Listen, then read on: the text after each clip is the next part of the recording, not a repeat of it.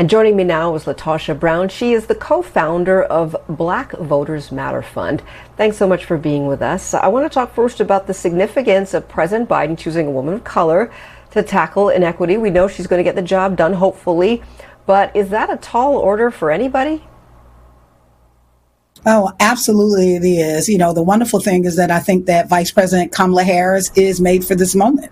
That I do believe that there's a particular kind of perspective that she will bring as a woman of color, you know, as someone that her pathway has actually been paved by communities of color, that fundamentally she recognizes, not just professionally, but personally, how critical this voting rights issue is as a woman of color. And so I think that was a really good, smart and bold move on behalf of the president to tap her to lead in this area. You know, I think that she also brings her strong legal background.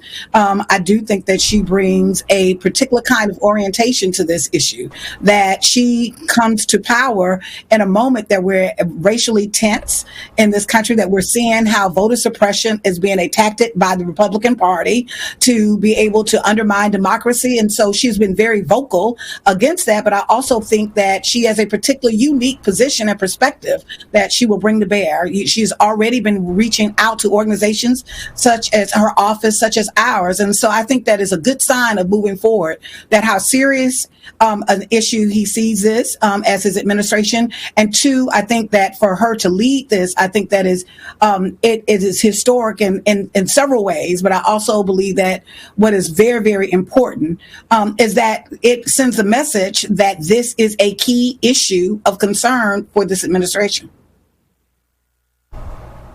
Absolutely. Now, besides the John Lewis Voting Rights Act, what else do you think can be done at the federal level to fix inequities in election laws in this country?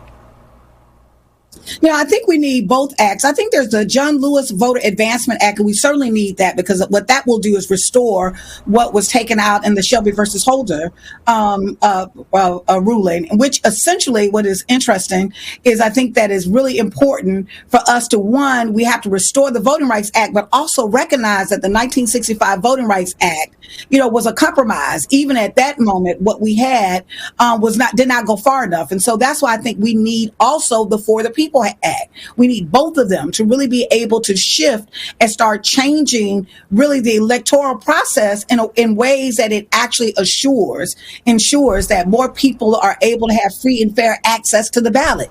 That's what we want. In order for democracy to be stronger, we have to make sure that citizens are not encumbered from actually exercising their right to vote. And so there's an effort being led by the Republicans to marginalize voters, particularly voters of color, and their access to the ballot.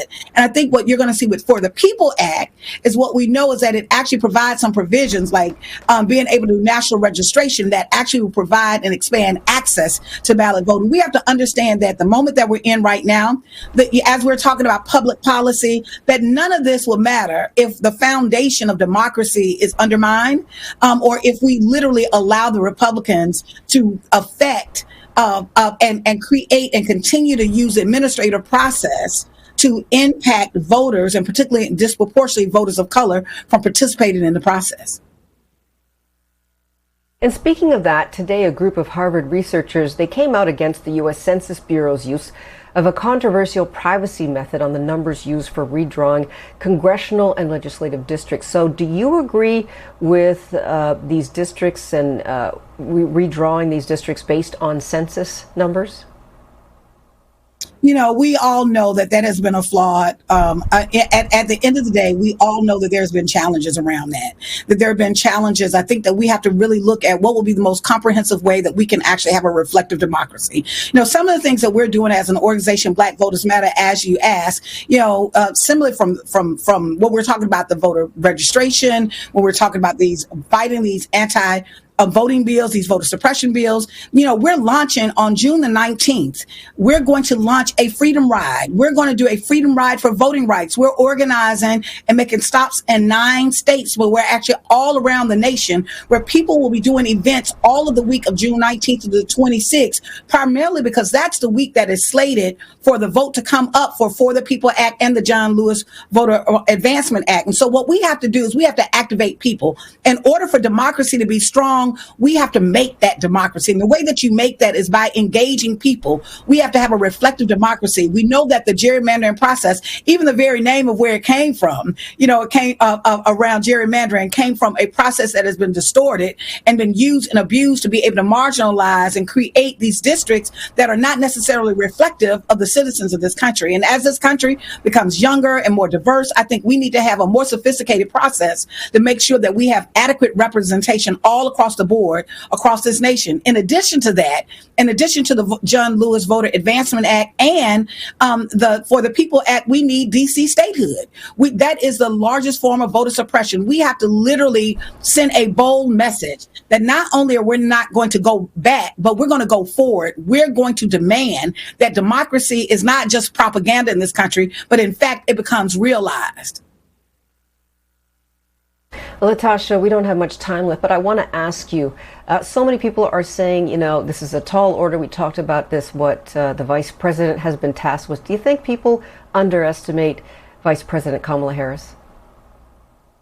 Unfortunately, people have always, in many ways, on form or fashion, underestimated Black women. And so I think that she is made for this moment. I really do. I think that she has the political acumen. I think she has the background. I think the experience, and I think it's an issue that directly impacts her. It gives me hope.